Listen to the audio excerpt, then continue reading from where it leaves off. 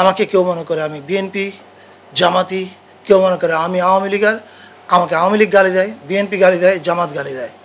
আমার কারো প্রতি কোনো চিরস্থায়ী বন্দোবস্ত নাই, কখনোই ছিল না, কোনো কালে থাকবেও না, কারণ আমি শিল্পী। I don't have a party. Want to ask কি লিডিং কোয়েশ্চেন আমাকে নেওয়ার চেষ্টা করবেন না। আপনি জানতে চান, আপনি যে প্রশ্ন করেছেন যে আমাকে নিয়ে সামাজিক যোগাযোগ মাধ্যমে, দেখেন আমি উপদেষ্টা হওয়ার আগে আমি অনেক চিন্তা করেছি আমি দায়িত্ব নিব কি নিব না। আমি গতকাল সকাল পর্যন্ত না ছিলাম, তারপরে আমি হ্যাঁ বলেছি, বিকজ অ্যাজ আই সেড, এর আগেও বলেছি আমি it's tempting to work with mister Yunus, এবং তাকে আমি অনেক আগ থেকে তার সঙ্গে আমার কাজের সম্পর্ক আছে, আমি ওনার কাজ সম্বন্ধে জানি, এবং মনে হয়েছে ঠিক আছে এই সুযোগে যদি কিছু করা যায়, যে আমরা যখন চলে যাব তখন যদি আমরা বা দেশের মানুষ যদি বলে যে অ্যাটলিস্ট ওনার এই দুইটা কাজ করে গেছে সংস্কৃতি মন্ত্রণালয় থেকে, যেটা বেনিফিট ফিউচার জেনারেশন ভোগ করছে, then I be really glad. সে কারণে আমি দায়িত্ব নিয়েছি। রিগার্ডিং ট্রোলস, দেখেন আপনি সামাজিক যোগাযোগ মাধ্যমে প্রত্যেকে তার মতামত প্রকাশ করতে পারে, এটার উত্তর দেওয়ার আমার প্রয়োজন নাই।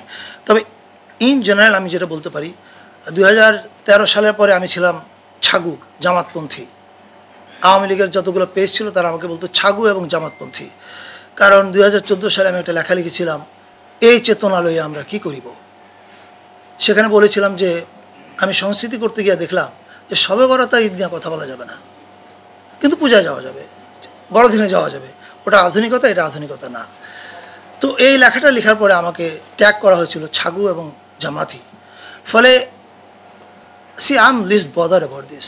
আমাকে কেউ মনে করে আমি বিএনপি জামাতি, কেউ মনে করে আমি আওয়ামী লীগার, আমাকে আওয়ামী লীগ গালি দেয়, বিএনপি গালি দেয়, জামাত গালি দেয়।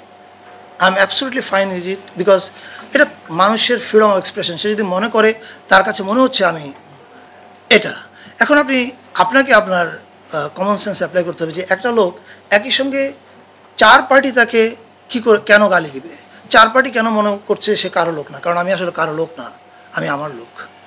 আমি যেটাকে যেই মুহূর্তে ঠিক মনে করি ওটাকে ওই মুহূর্তে ওই কথাটা বলি। আমার কারো প্রতি কোনো চিরস্থায়ী বন্দোবস্ত নাই, কখনোই ছিল না, কোনো কালে থাকবেও না, কারণ আমি শিল্পী। I don't have a party.